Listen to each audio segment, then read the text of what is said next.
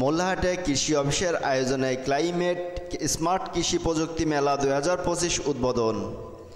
আমাদের মোল্লাহাট প্রতিনিধি আরিফুল ইসলাম রিয়াজের পাঠানো তথ্যচিত্রে বিস্তারিত।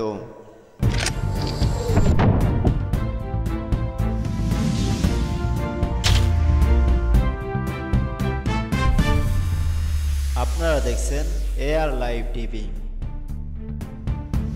বাগেরহাটের মোল্লাহাটে ক্লাইমেট স্মার্ট কৃষি প্রযুক্তি মেলা 2025 এর উদ্বোধন অনুষ্ঠিত হয়েছে।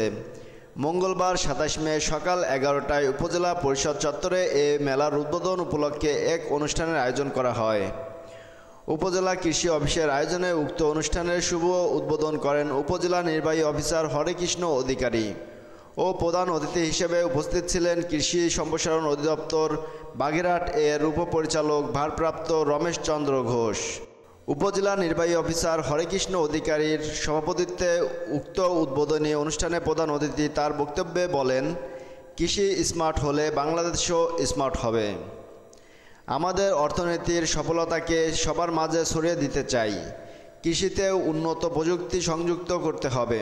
কৃষক ও দেশ উভয়কে সমৃদ্ধ করতে হবে।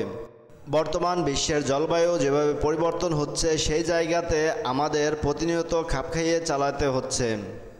যদি আমরা খাপ খাওয়াইতে না পারি তাহলে কৃষিকে এগিয়ে নিতে পারবো না এবং দেশও পিছিয়ে পড়বে। দেশের অর্ধেক মানুষ এখনও কৃষিকাজের সাথে জড়িত। অনেক সময় হঠাৎ বৃষ্টিপাতের ফলে কৃষিতে ব্যাপক ক্ষতি হয়। তিনি আরও বলেন, তখন কৃষকদের করণীয় বিষয়ে তাদের জানাতে হবে। আমরা কৃষককে স্মার্ট করতে চাই। কৃষক যাতে অল্প খরচে অধিক লাভবান হয়, অধিক মুনাফা অর্জন করতে পারে, সেজন্য কাজ করা প্রয়োজন। দেশের পানি, মাটি, বাতাস বড় সম্পদ। এ দেশের মাটিতে বীজ বপন করলেই ফসল হয়। আমরা যদি পরিবেশ এবং মাটিকে সংরক্ষণ করতে পারি তাহলে আমাদের পরিবেশ ভালো থাকবে, আমাদের কৃষি এগিয়ে যাবে এবং আমরাও এগিয়ে যাব।